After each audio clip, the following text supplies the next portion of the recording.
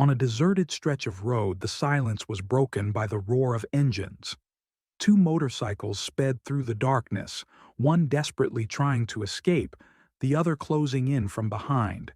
Headlights cut across the fields, shadows stretched across the asphalt, and in the air hung the tension of something inevitable. Within minutes, the chase would end in disaster. A young life would be lost, and a family secret would come crashing into the open. What happened that night was no accident. It was the start of a tragedy that would shock Italy and ignite a painful national debate.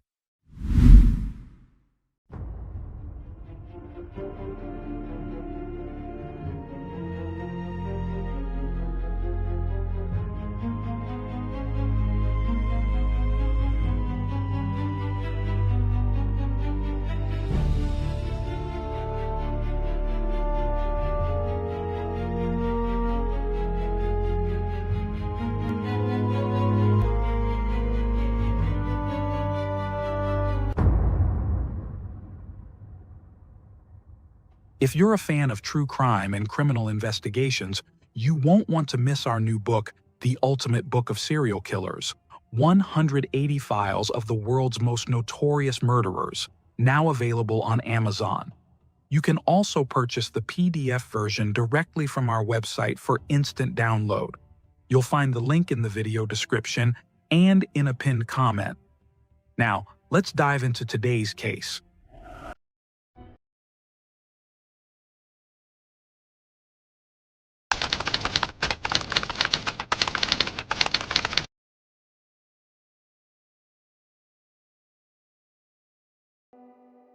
Maria Paola Gaglione was born in July 2002 in Caivano, a small Italian municipality known for its high crime rates and rigid traditions.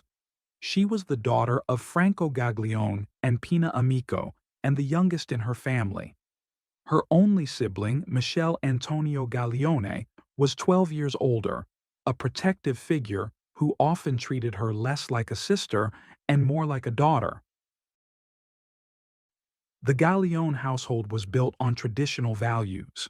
The family carried with them a deeply ingrained belief system, one in which men were expected to lead and women were taught to obey. Daughters were raised to respect the rules imposed by their parents, while sons were burdened with the responsibility of defending the family's honor, even if it meant controlling the choices of their sisters. Growing up, Maria Paola seemed destined to follow that path. But everything began to change when she reached her teenage years. At 15, she met Ciro Migliore, a young man 4 years older than her. At first, it was a friendship. Slowly, it grew into something more: love. Ciro, however, wasn't like the other boys in the neighborhood. He had been born female, but at 15, he began his transition to live as the man he had always felt himself to be. For Maria Paola, this wasn't an obstacle. She not only loved Ciro, she supported him wholeheartedly. She wanted to be by his side through the difficult path he had chosen, a journey marked by courage and resistance. But while the two young people found comfort in each other, the world around them wasn't as kind. For Maria Paola's family, being with someone like Ciro was more than just unconventional. It was seen as a disgrace. They disapproved entirely, and their rejection weighed heavily on her. Under constant pressure, the couple made the painful decision to hide their love from most of the world. For nearly 3 years, Maria Paola and Ciro carried on their relationship in secret. Despite the isolation, their bond grew stronger, fueled by affection, a longing for freedom, and the shared dream of building a life where they wouldn't have to hide. When Maria Paola turned 18, she finally gathered the courage to confront her family. She set aside her parents' expectations, abandoning the idea of continuing her studies or following the traditional path laid out for her. Instead, she made a life-altering choice: to leave home and run away with Ciro. According to reports, The young couple took refuge in the home of one of Ciro's relatives, only 6 miles away from Caivano. It wasn't far, but it was enough to give them a fragile sense of independence. They had no money, no house of their own, and no steady jobs. But for 23 days they lived together, holding on to the idea that love would be enough. Meanwhile, her parents received no news of her. Days turned into weeks until the night between September 11th and 12th, 2020, when tragedy struck.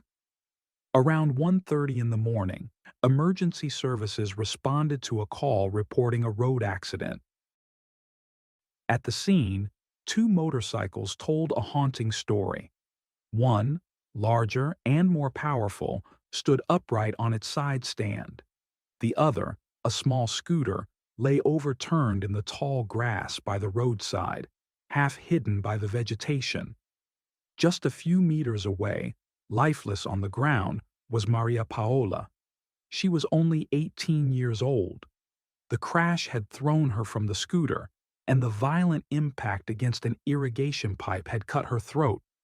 The injury proved fatal. Ciro had been driving the scooter that night. Despite his injuries, he managed to stand and run to a nearby apartment complex, frantically ringing the intercom and begging for help. He told the residents that he'd had an accident and that his arm was hurt. They rushed to his aid and immediately contacted emergency services. Soon after, he was taken to a local medical center for treatment. At first, everything pointed to a simple accident. Early Saturday morning news reports spoke of a young woman who had lost control of her scooter, possibly forced off the road by another vehicle that fled the scene. To outsiders, it seemed like a tragic twist of fate, but as investigators dug deeper, they would uncover a much darker truth. The tragedy was not the result of chance. It was not a random accident. It was the end of a chase. And the person who had pursued Maria Paola and her boyfriend that night wasn't a stranger on the road. It was her own brother, Michel. The sequence of events revealed something far darker than anyone had imagined. On that September night, as Maria Paola and Ciro made their way back to the relative's home, Michel was already waiting. He knew the path they would take, and he was determined to intercept them. With his powerful motorcycle, he began following close behind, then swerving aggressively in front of them. Time and again, he cut across their path, trying to force them to stop. He even lashed out with his foot, kicking at their scooter as they sped down the dimly lit road. Maria Paola, seated behind Ciro, tried to calm her brother down, urging him to stop chasing them, begging him to realize that each reckless move put their lives in grave danger. But her words could not break through his fury.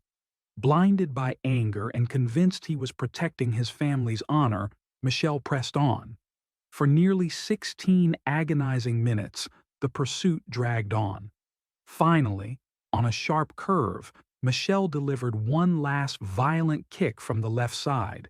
In an instant, Ciro lost control of the scooter. The bike skidded toward the edge of the road, flipping into the brush. Ciro hit the ground hard, suffering a fractured arm, but he managed to stand. Maria Paola was not as fortunate. Thrown from the scooter, she struck her head and her throat against a concrete irrigation pipe. The impact was catastrophic. At just 18 years old, her life ended on that roadside. What followed was chaos. As Ciro tried to recover, Michel caught up and lunged at him, unleashing a torrent of punches and kicks fueled by rage. All the while, Maria Paola lay motionless only a few meters away. It was only when Michel realized his sister no longer showed signs of life that he stopped his attack. In shock, he called his parents and emergency services. Terrified for his own safety, Ciro ran toward a nearby apartment building, ringing the intercom and pleading for help. Strangers opened their door and quickly contacted authorities. He was rushed to a clinic, his arm broken, but his life spared. Soon after, the truth could no longer be hidden. Michel, a 30-year-old man, married and with children of his own, was arrested. His first words to police were chilling. He admitted he had done something stupid. He confessed that his goal was never to kill his sister, but to punish her, to teach her a lesson for being in love with a transgender man. He insisted that Maria Paola had always been, in his words, normal, and he blamed Ciro for leading her astray, for corrupting her. And yet, he denied being directly responsible for the crash itself, claiming he was further back when it happened. But his version began to crumble as forensic experts examined the evidence. On Ciro's body, investigators discovered bruises and marks that matched perfectly with the tread of Michel's motorcycle boots. It was undeniable proof that confirmed part of Ciro's testimony. He had been assaulted after the crash. Witnesses soon came forward as well. Neighbors and acquaintances told authorities that the threats and violence were not new. This wasn't the first time Michel had lashed out in an attempt to stop the young couple from being together. The first documented incident dated back to July 13th of that same year.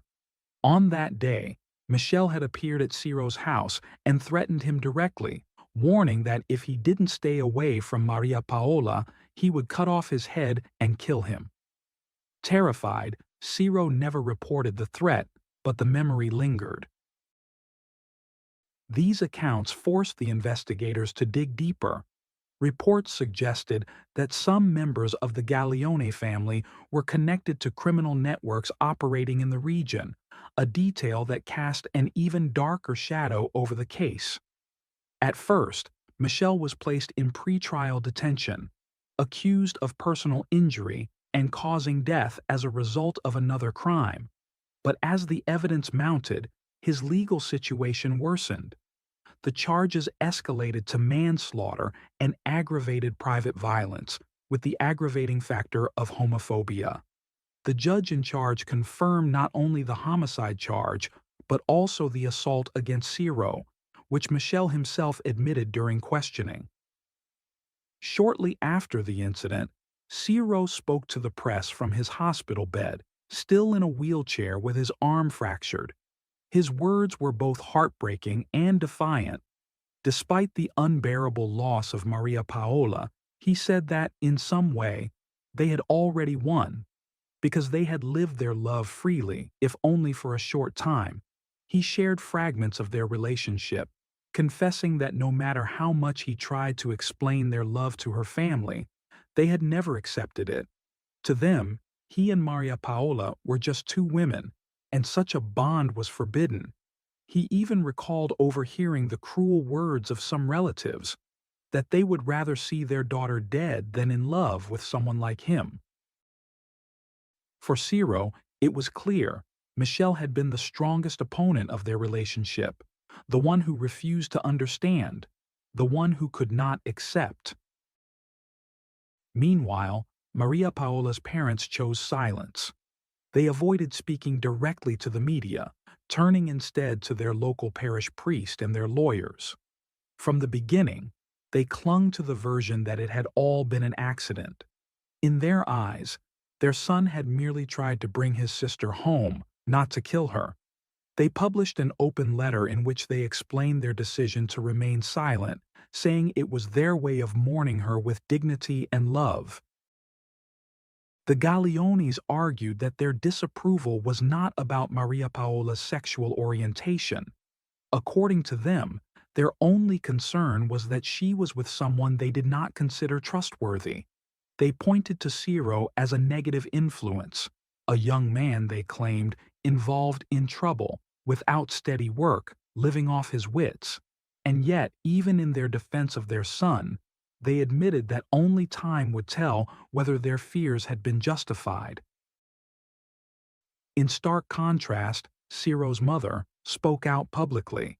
She was filled with anger and grief. To her there was no doubt. Michel had acted with full awareness of what he was doing, driven by his inability to accept that his sister had fallen in love with a transgender man.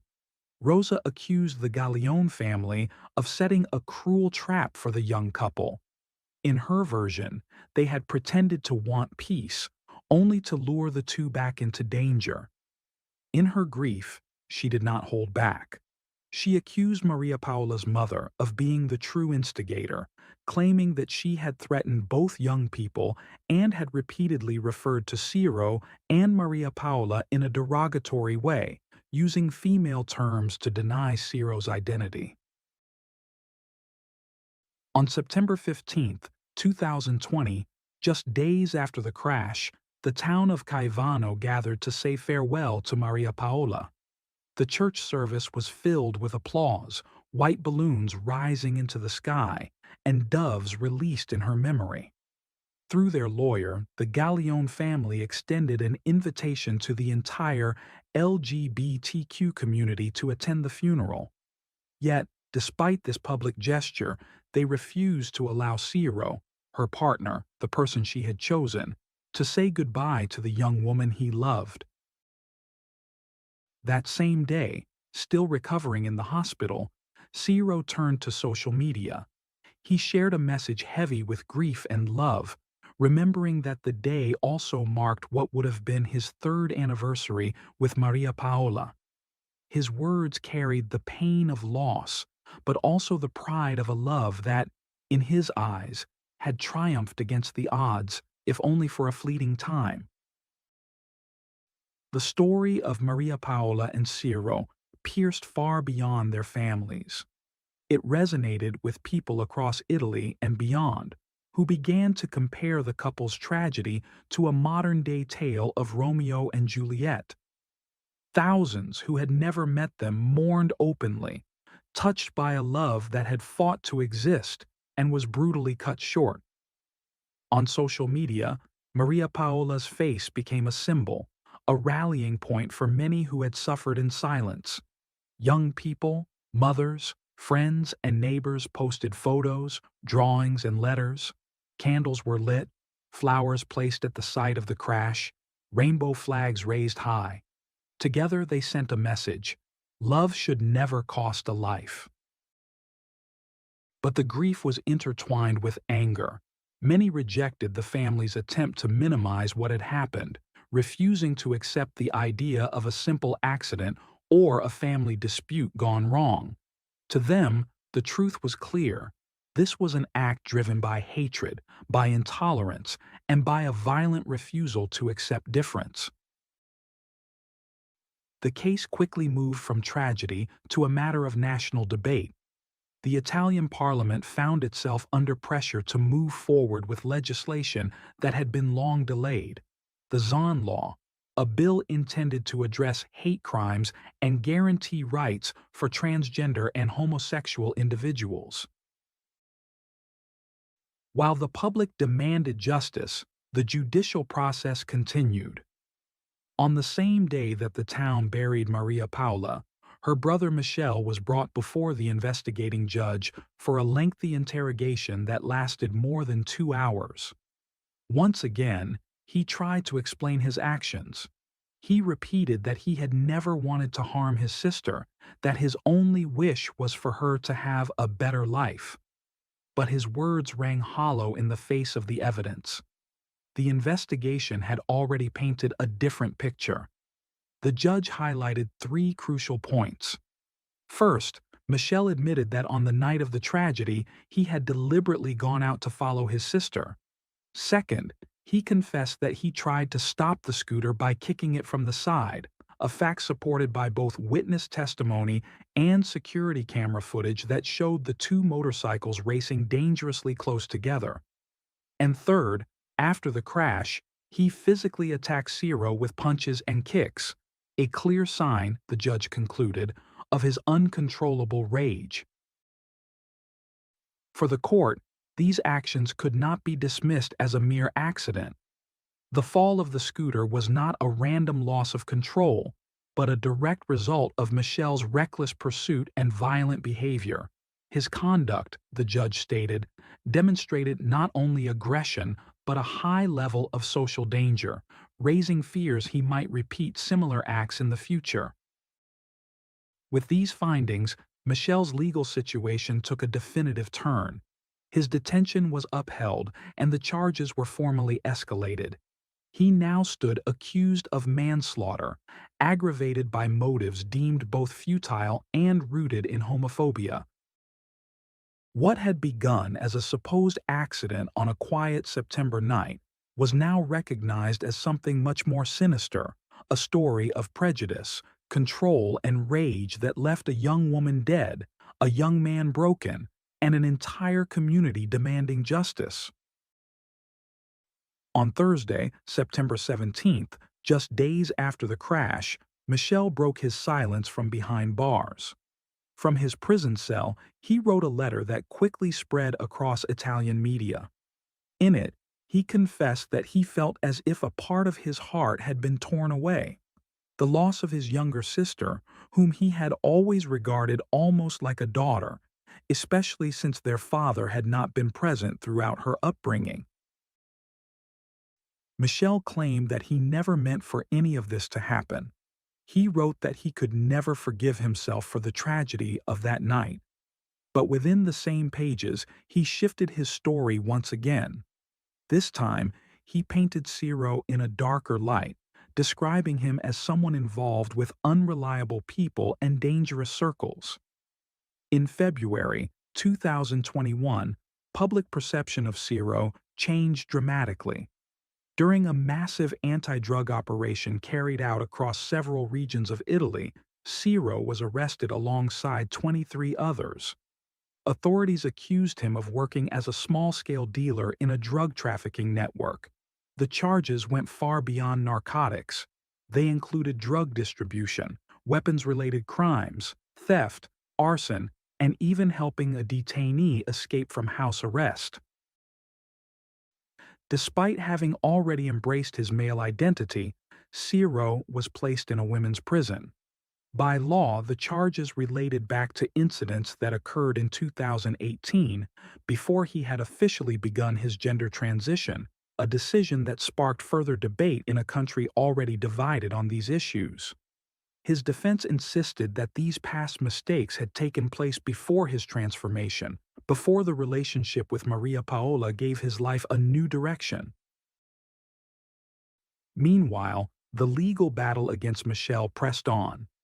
In April 2022, the court granted him house arrest with an electronic bracelet, citing good behavior during his time in prison, a lack of prior convictions, and the belief that he posed little risk of reoffending. At 32 years old, he seemed to have gained a chance at leniency. But the reprieve was short-lived. On May 5th, the trial began. Prosecutors demanded a 22-year sentence, arguing that Michel's actions were deliberate. The killing of Maria Paola and the attempted murder of Ciro. The defense countered, repeating the claim that Michel had no intention of causing harm, only of stopping his sister. At first, the possibility of adding homophobia as an aggravating circumstance was considered. Yet as the trial unfolded, this charge was dropped.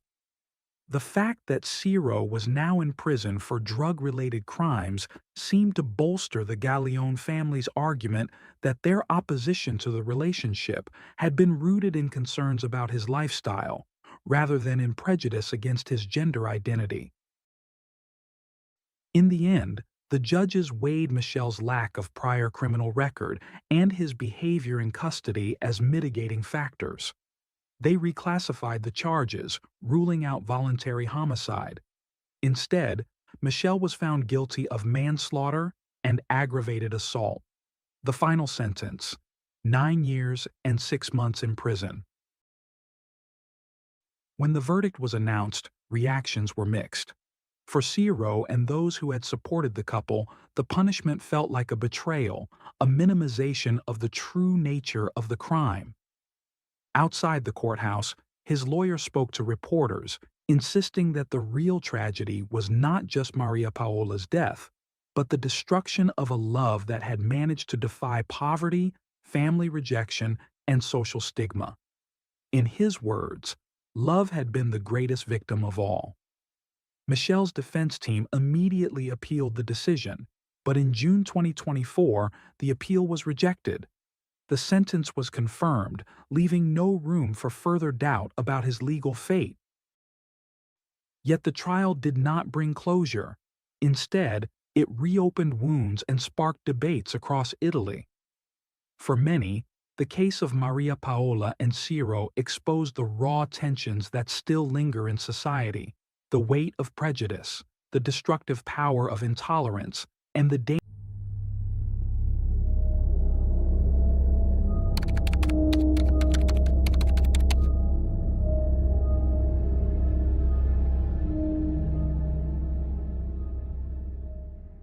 The street was quiet.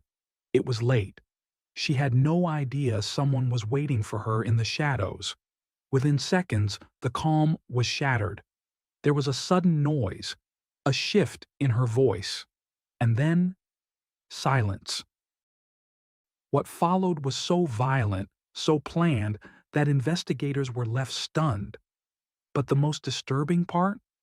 She had warned everyone this could happen, and no one stopped it.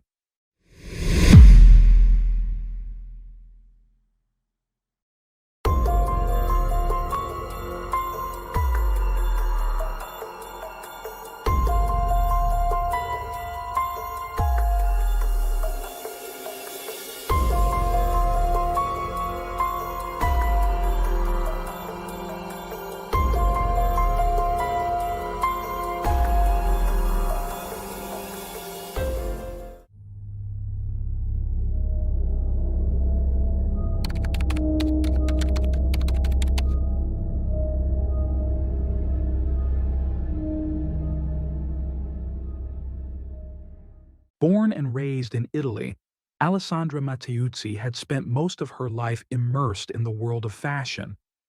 At 56, she worked as a sales representative for a boutique that specialized in women's clothing. Those who knew her best described her as dependable, thoughtful, and refined. She brought precision and grace to everything she did, whether it was assisting a client or caring for a loved one. Alessandra was known for her deep compassion. Her sense of responsibility extended beyond her career. For years, she had been her father's primary caregiver during his final illness, offering unwavering support until his death. The experience left her emotionally drained. After his passing, she withdrew socially, turning inward and hesitating to pursue new relationships.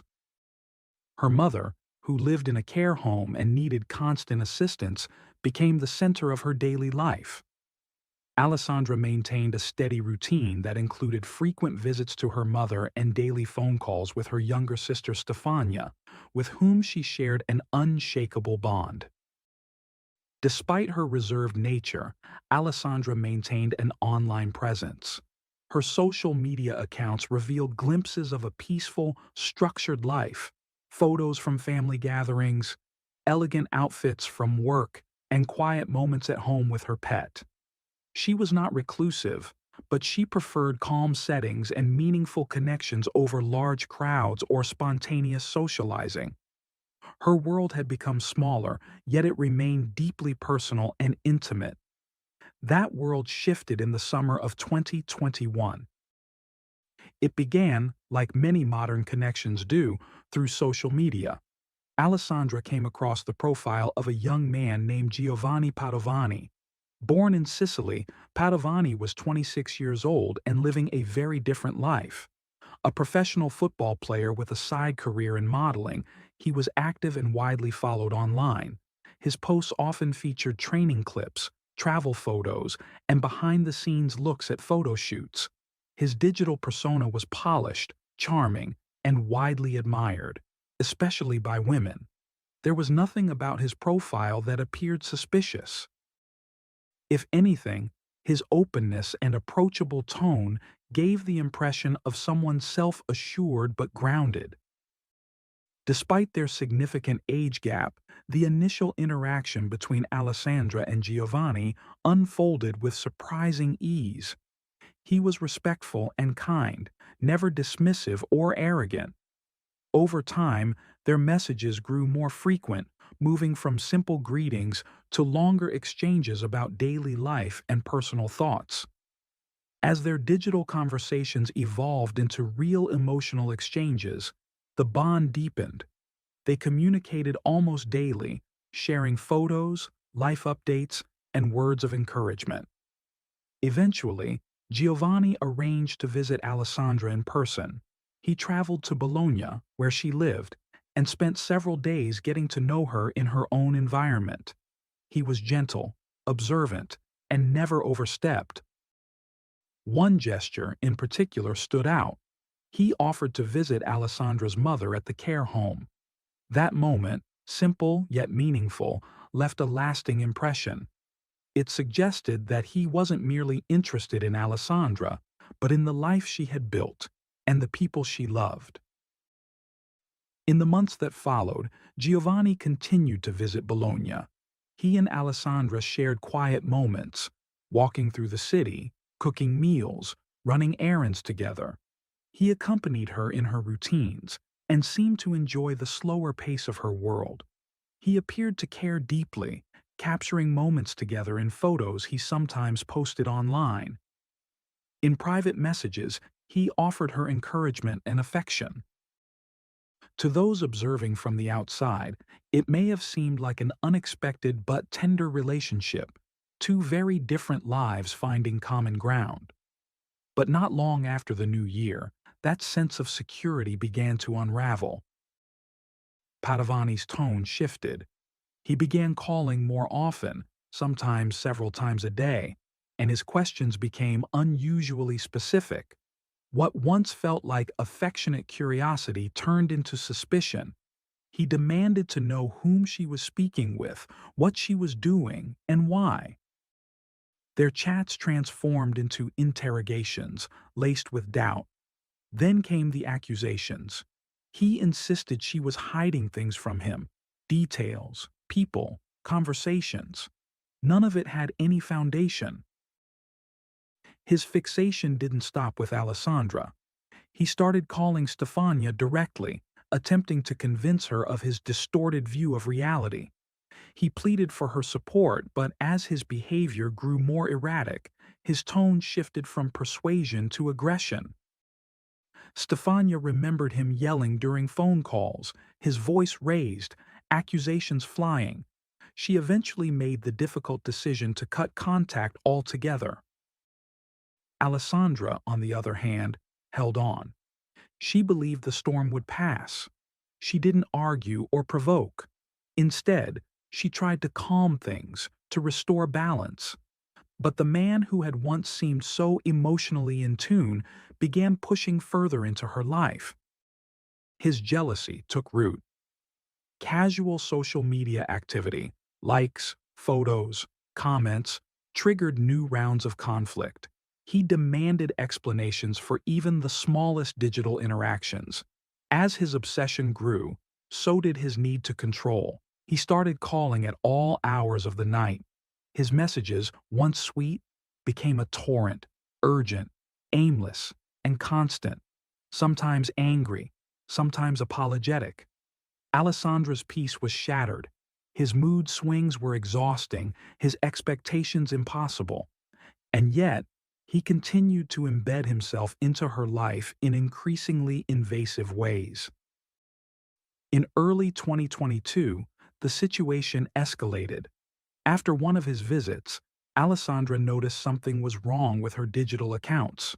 She had been locked out of her email and social media profiles. Attempts to recover them revealed that the new passwords contained clues, phrases, and references connected directly to Giovanni. She suspected he had accessed her computer.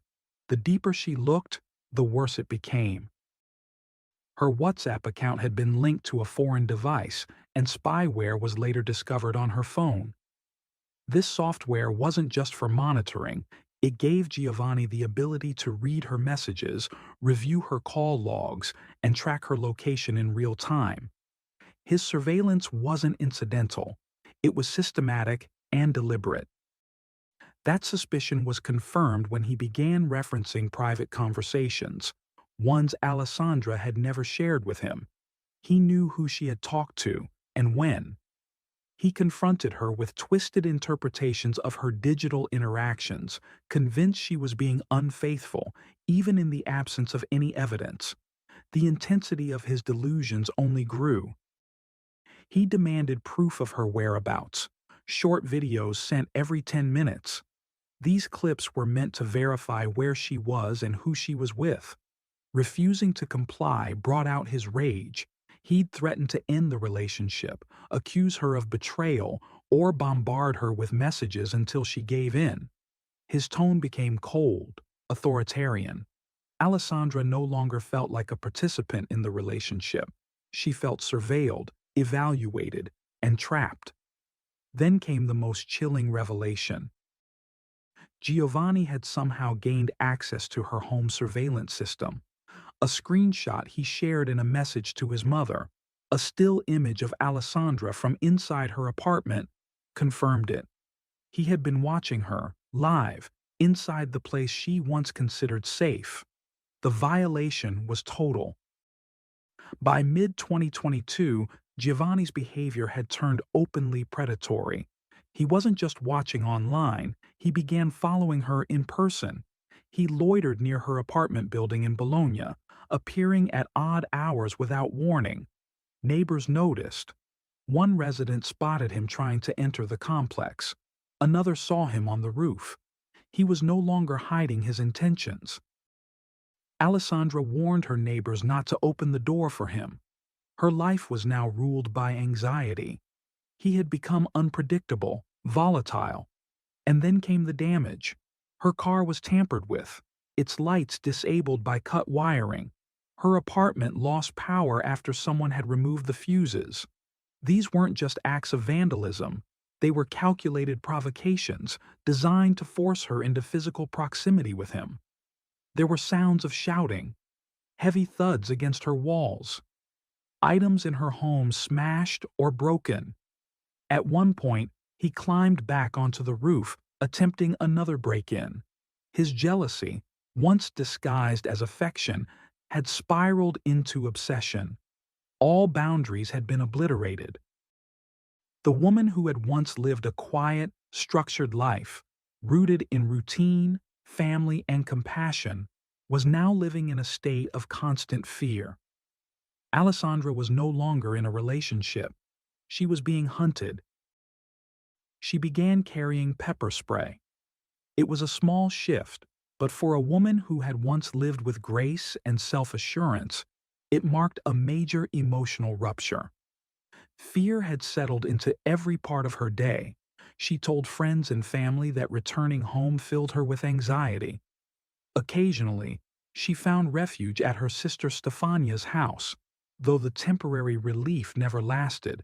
Her dog remained behind in the apartment, and for Alessandra, leaving him behind entirely wasn't an option. That emotional tether forced her back, again and again, into the orbit of danger. Between July and August, the situation became increasingly volatile. Alessandra confided in Stefania, sharing incidents of intimidation and escalating aggression. Still, even amid the fear, she continued looking for ways to diffuse the situation. She avoided direct confrontation, perhaps hoping that silence or calm might blunt the obsession.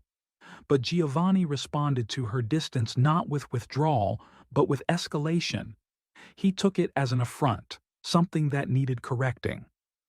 On July 29, 2022, Alessandra made her first formal move toward protection. She filed a police report documenting Giovanni's obsessive behavior, the repeated intrusions into her privacy, and his increasingly erratic presence around her home. She came prepared, with screenshots of messages, photos of him near her residence, and details of the stalking that had defined her recent months. But no urgent measures were taken.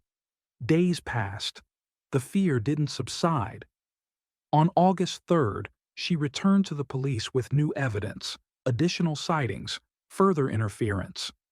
Once again, she shared her concerns. But the case remained in an early phase. Investigators noted her claims but made no protective recommendations. There was no restraining order, no formal warning, no police presence near her building. By August 8th, she was back again. The harassment hadn't stopped. Giovanni continued to appear near her home and attempted to enter the building. She documented each new incident: the car damage, the power disruptions, and the attempted break-ins. His messages were growing more hostile. Still, the official response remained unchanged. A fourth visit came on August 13th. Alessandra, by then, was exhausted and terrified. She was being watched, followed, and digitally tracked. Giovanni's control extended into her private communications and daily routines. She made it clear she feared for her life. She gave police direct quotes from his messages, words filled with threats and psychological manipulation. One of her statements stood out with horrifying clarity: "I don't want to die." It was more than a plea. It was a warning.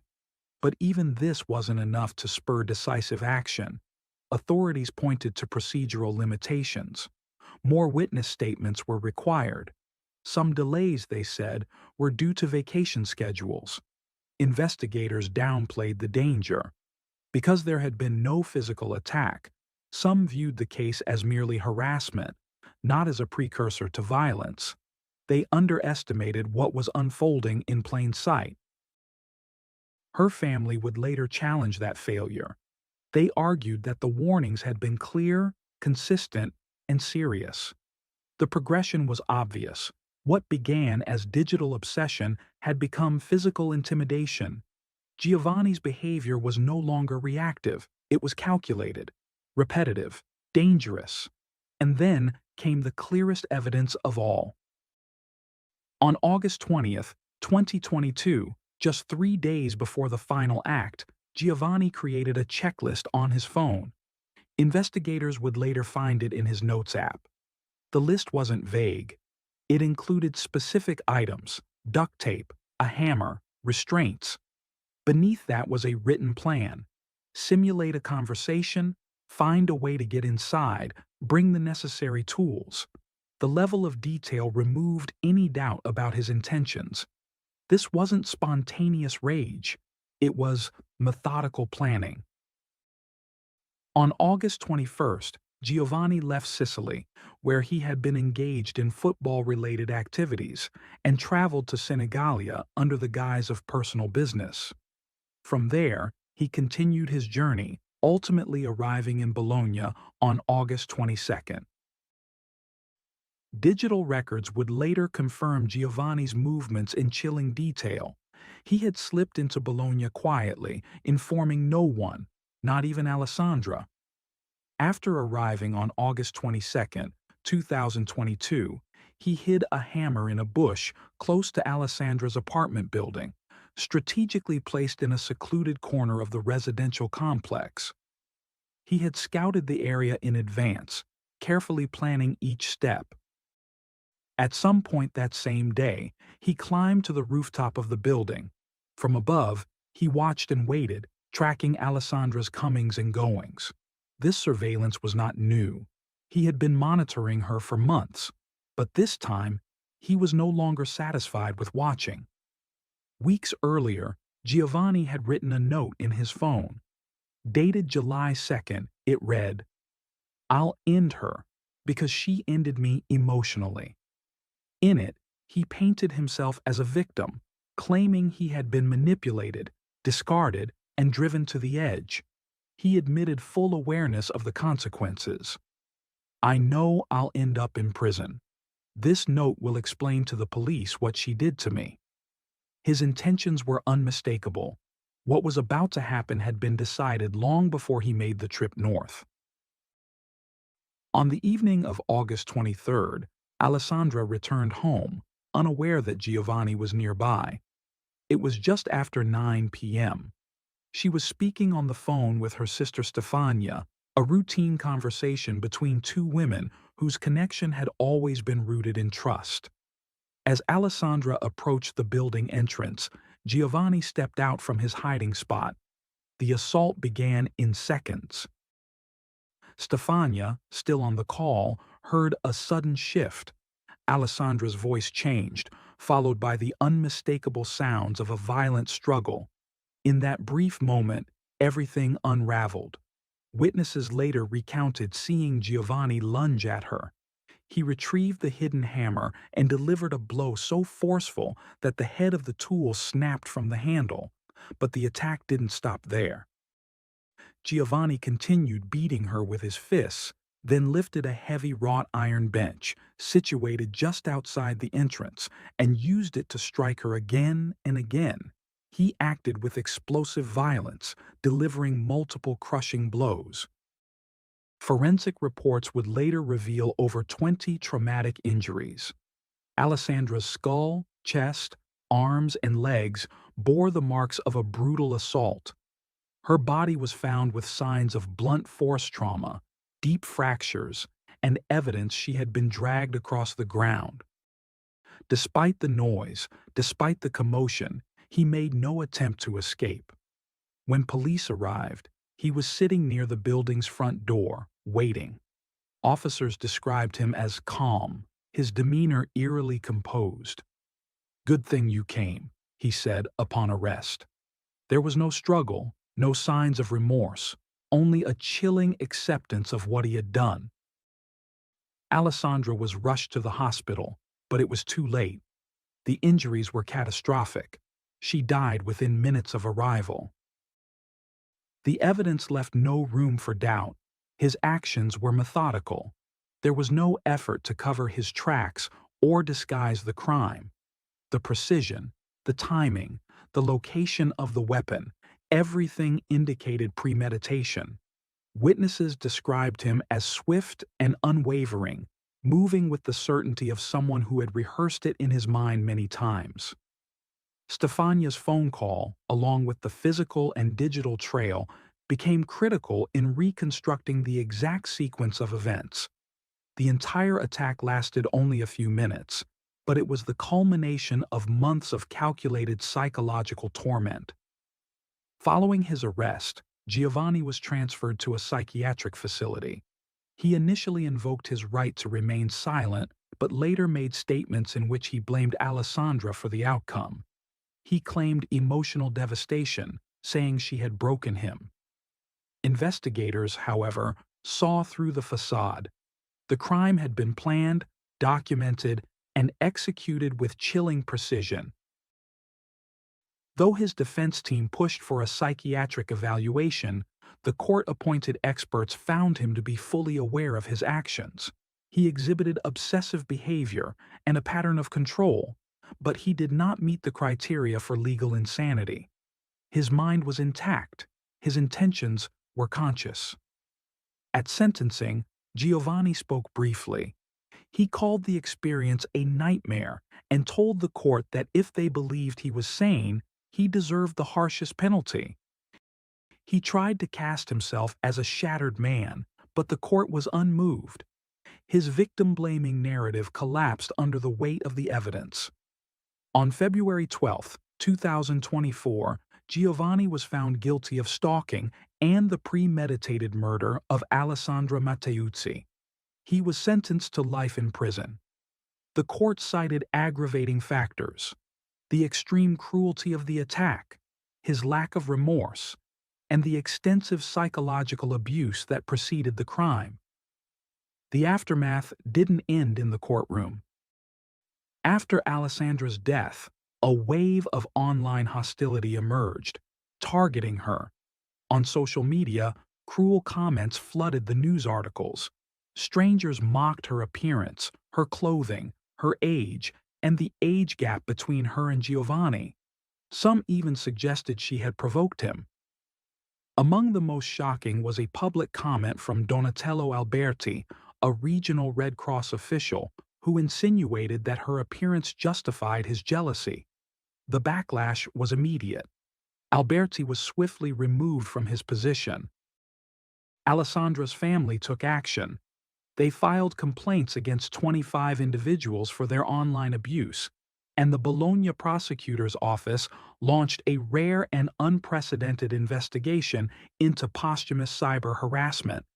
The case set a new legal precedent in Italy, marking one of the first times digital defamation against a deceased victim had been prosecuted at scale. In the eyes of the court and the public, Giovanni's crime was not just a murder. It was the endpoint of a long campaign of control, psychological, digital, physical, and a tragic illustration of a system that didn't act in time.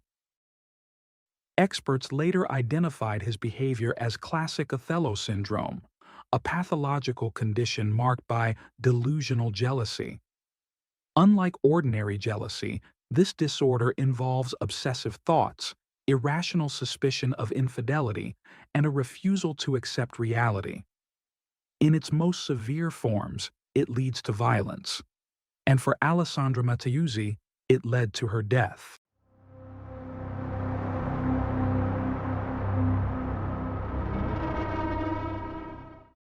Thanks for tuning in to Unreal True Crime. If you're intrigued by mysteries from around the world, check out our new channel, Latin Crimes, where we dive into the gripping true crime stories of Latin America. Don't miss out. Subscribe now for more thrilling investigations.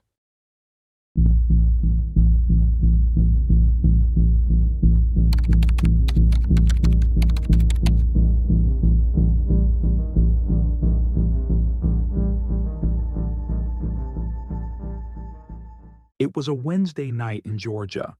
Teresa had just visited her sister, full of excitement about her new apartment and the fresh start she'd been waiting for. Everything felt like it was finally falling into place. Around 10:30 p.m., she made one last call to a friend. Teresa said she was heading back to the house she still shared with her soon-to-be ex-husband, just to pick up a few more things. She planned to wait until he was asleep to avoid any trouble.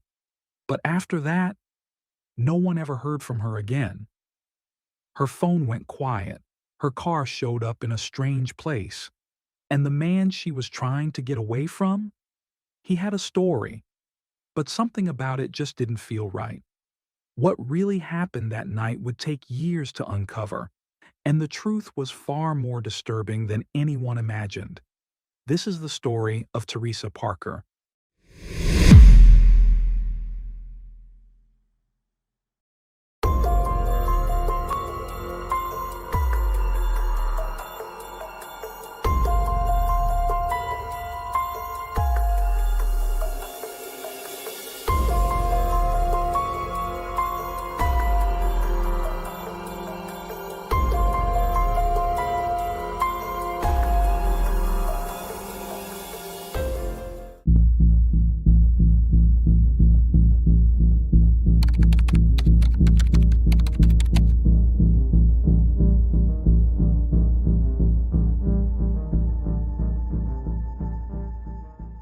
Teresa Fielding was born on September 9, 1965, in San Diego County, California.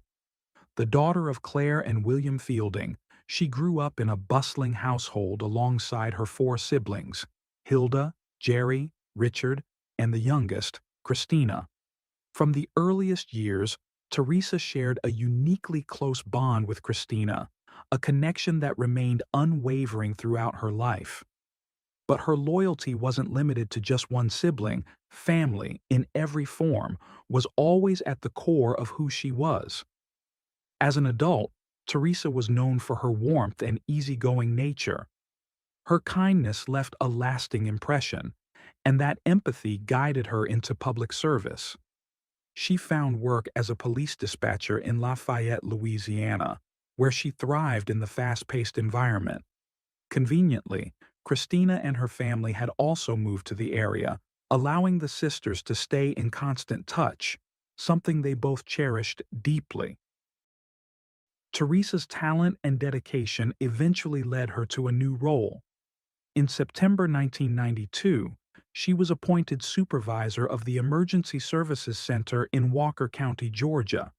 It may have been around this time that her life intersected with that of Samuel Logan Parker, a local police officer born around 1956 and raised in Walker County.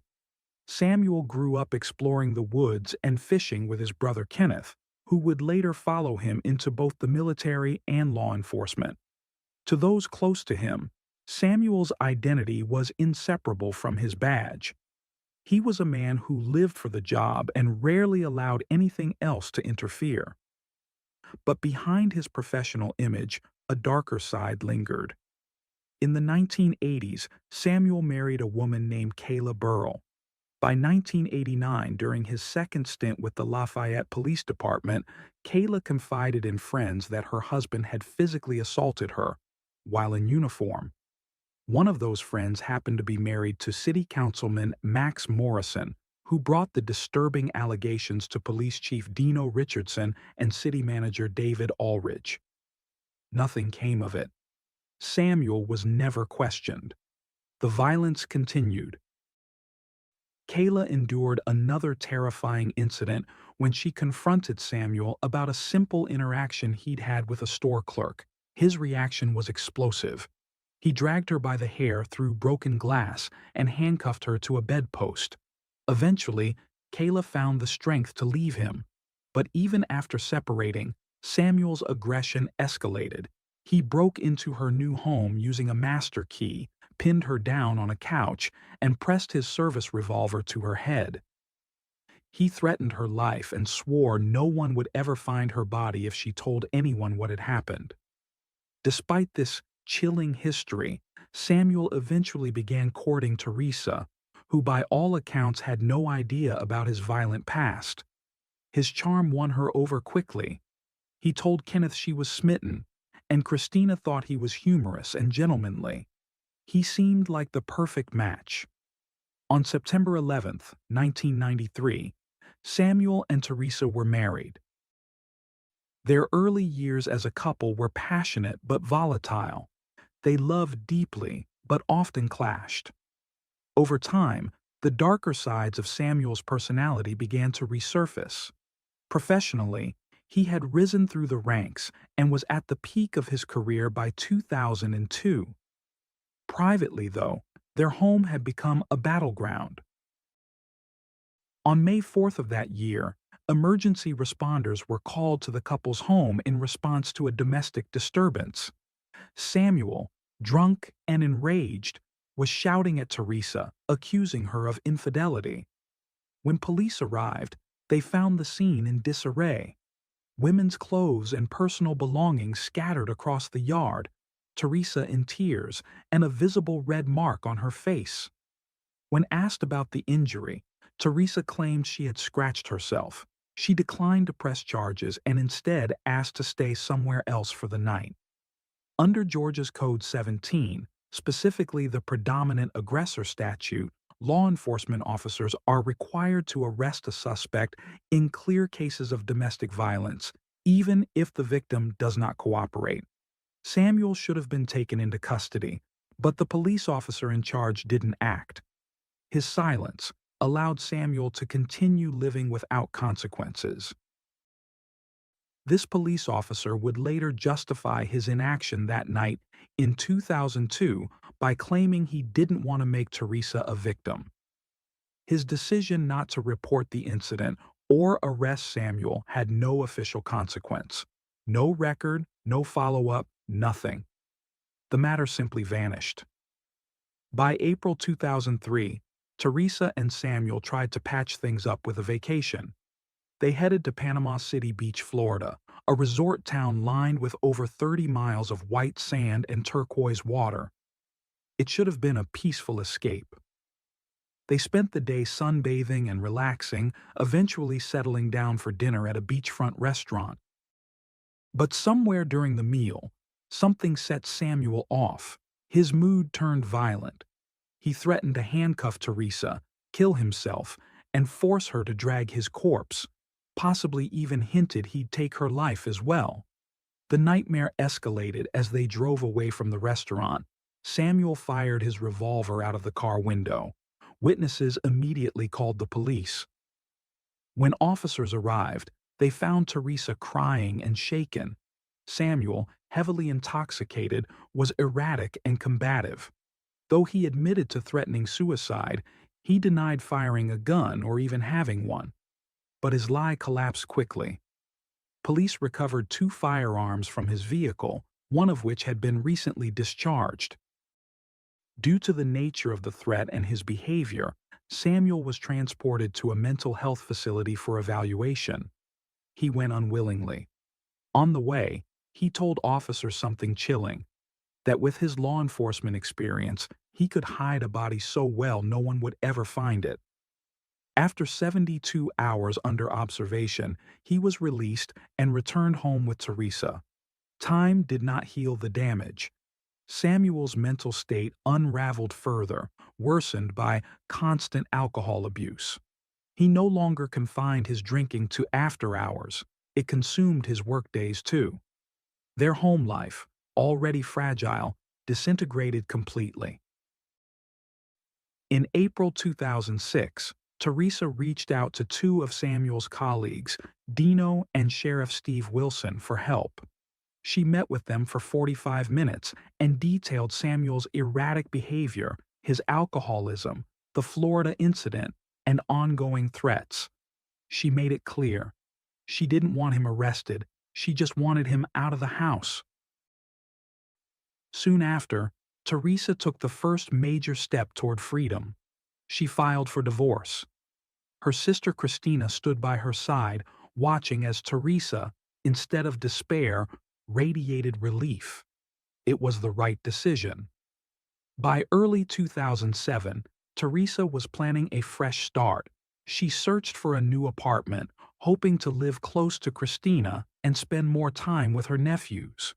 Though she still lived under the same roof as Samuel, finding a new home gave her a surge of hope. On March 21, 2007, Teresa found the place she wanted. Moving in energized her. That night, she visited Christina, and they talked excitedly about the new apartment and future plans. But as they hugged goodbye, Christina sensed something strange, an emptiness she couldn't explain. At about 10:30 p.m. from her new apartment, Teresa called her close friend and colleague Rhonda Knox.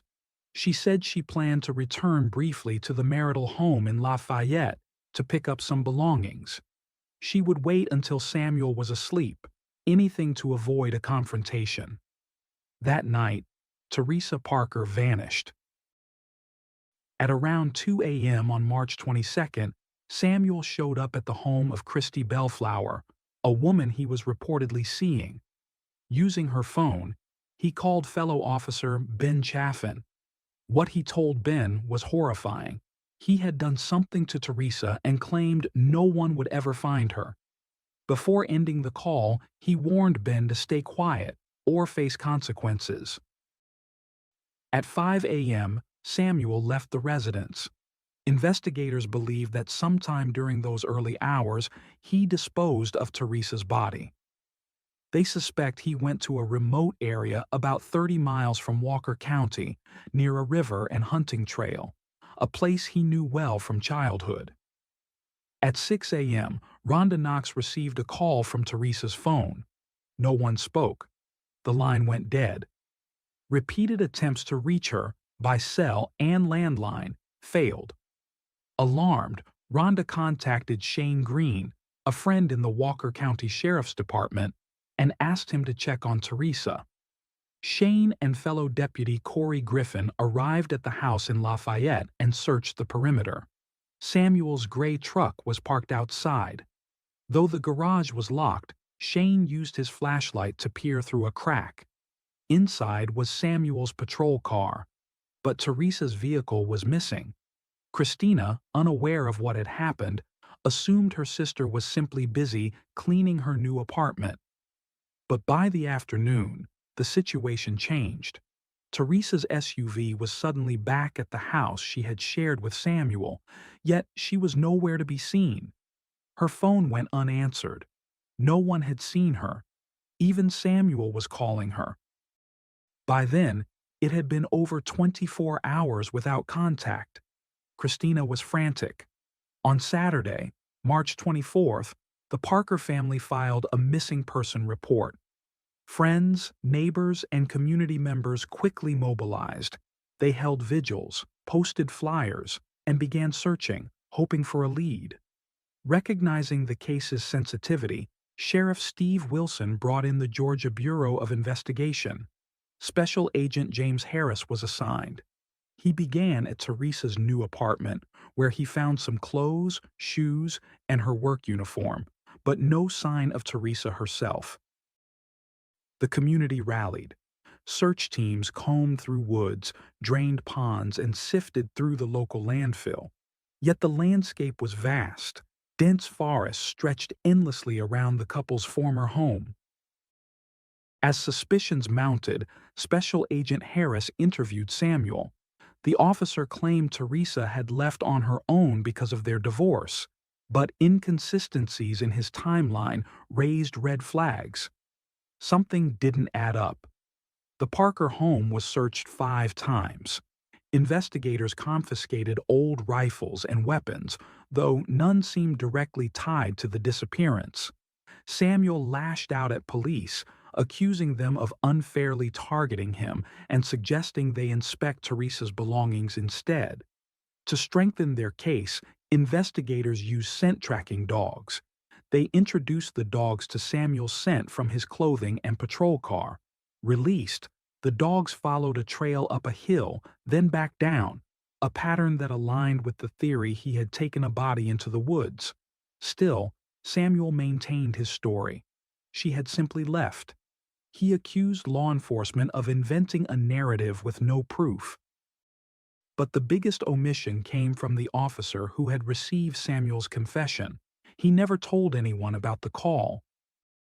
As months passed and leads dried up, the investigation widened, but the evidence, bit by bit, kept circling back to Samuel.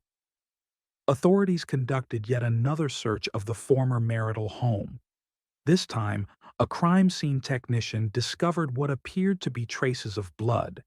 The case was no longer just a disappearance. As forensic experts continued their work, a disturbing detail emerged.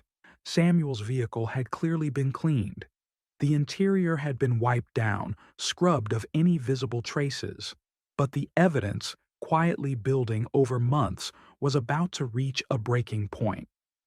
After 25 years in law enforcement, Samuel Parker was fired from the Lafayette Police Department, not for misconduct on the streets, but for keeping explosives in his locker at work.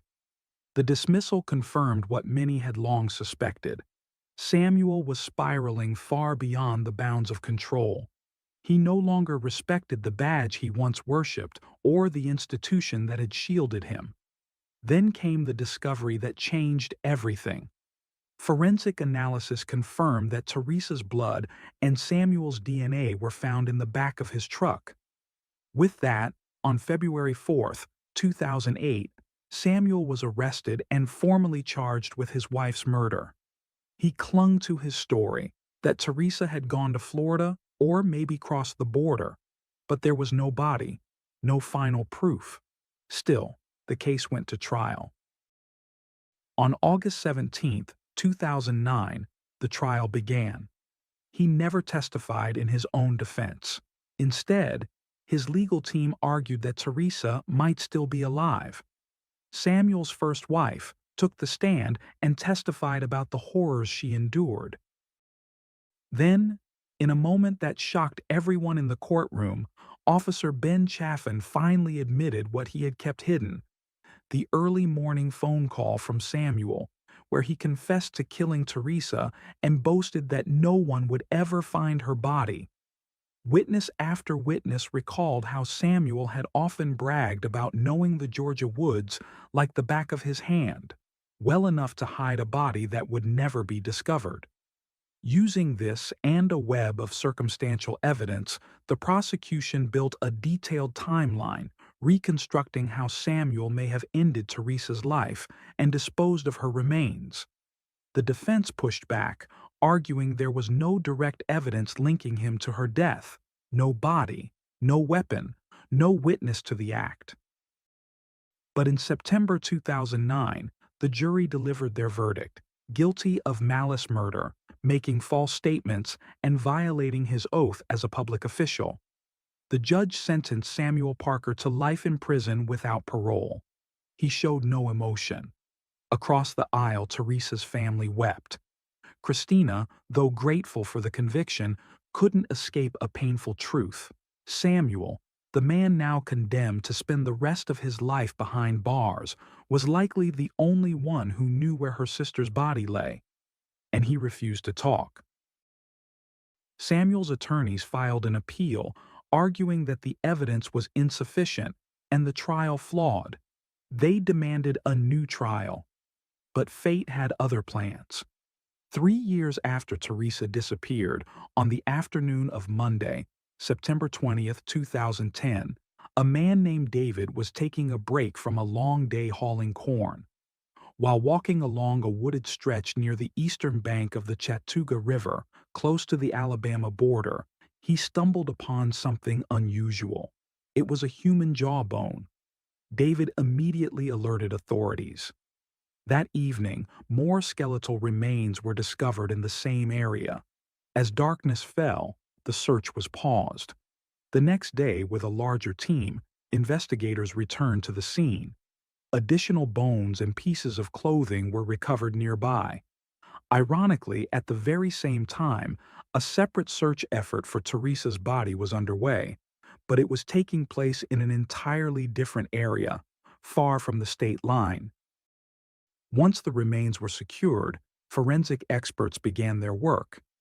Comparing dental records, they made the heartbreaking confirmation. It was Teresa. And even now, he has never spoken of what happened that night. Though investigators had recovered Teresa Parker's remains, one critical mystery remained unsolved. How exactly her body ended up in that remote area? It could have been the site where Samuel originally left her, or the current pushed her remains there over time. No one could say for sure. After 3.5 years exposed to the elements, forensic experts were unable to determine the exact cause of death. But there was no doubt anymore. Teresa had been found. On the night of Tuesday, September 21st, 2010, the Georgia Bureau of Investigation and the Walker County Sheriff's Office began notifying all agencies involved in the case. Most importantly, they contacted Teresa's family. After years of agony and endless searching, the Parker family finally had some form of closure. That Wednesday, just past noon, Sheriff Steve Wilson called a press conference. Between 3 p.m. and 5 p.m., local reporters gathered outside the Walker County Courthouse, cameras ready for the announcement, time for the evening news. The conference took place in the Public Affairs Room in the basement of the Commissioner's office. "It's a difficult day to report," Sheriff Wilson began, "but it's a day that brings some peace to the family, to her loved ones, to her co-workers, and to the hundreds who worked tirelessly on this case for over 3 years."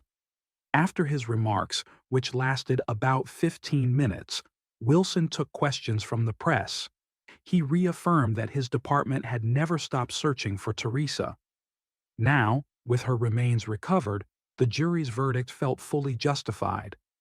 The officials expressed deep sympathy to the Parker family, acknowledging that while nothing could undo their loss, at least they could now lay her to rest. Even among those who had once defended Samuel, doubts had now been silenced. The recovery of Teresa's remains shifted the tide, eroding any remaining faith in the former officer's innocence. Still, criticism lingered over how long it took to locate her body. Many pointed out that law enforcement had focused their searches within a 4-county radius, but had never ventured to the southern edge of Chattooga County. It was only thanks to a farmer's accidental discovery that the truth was finally uncovered. A few days later, the police released a medical examiner's report. It confirmed what everyone already suspected. Teresa had been the victim of homicide. However, the report could not identify a specific cause of death. Despite the uncertainty surrounding the method, investigators agreed on one point. None of this new information supported Samuel's appeal. As Sheriff Wilson made clear, the verdict stood firm. On Thursday, October 7, 2010, loved ones gathered at the Walker County Civic Center for a memorial service in Teresa's honor. Friends, family, and community members came to pay their final respects. The next day, a funeral was held at the First Baptist Church of Lafayette. The burial took place on Saturday, October 9th. Sheriff Wilson attended in person. By that time, Samuel Parker had been serving a life sentence for 14 months in a Georgia state prison. In a rare move, he granted an exclusive interview to a local news outlet. With no remorse, he continued to proclaim his innocence, criticize the prosecutors, and accuse them of distorting his character. He claimed the evidence was manipulated and that he had been falsely portrayed as violent and unstable, but the courts did not waver. In November 2014, the Georgia Supreme Court upheld his conviction. Justice had prevailed. For the Parker family, Teresa's absence would always be deeply felt. She had been a central part of their lives, a loving sister, daughter, and friend. They knew that no conviction, no sentence, could bring her back. But knowing that the man who had taken her life would never harm another woman brought them a measure of relief. In her memory, the family made a solemn vow to raise awareness about domestic violence, to speak out, to educate, and to ensure that others recognize the warning signs before it's too late. Teresa Parker's story became more than a tragedy. It became a call to action.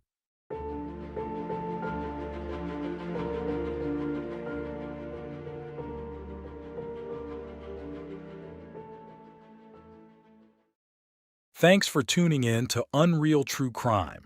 If you're intrigued by mysteries from around the world, check out our new channel, Latin Crimes, where we dive into the gripping true crime stories of Latin America. Don't miss out. Subscribe now for more thrilling investigations.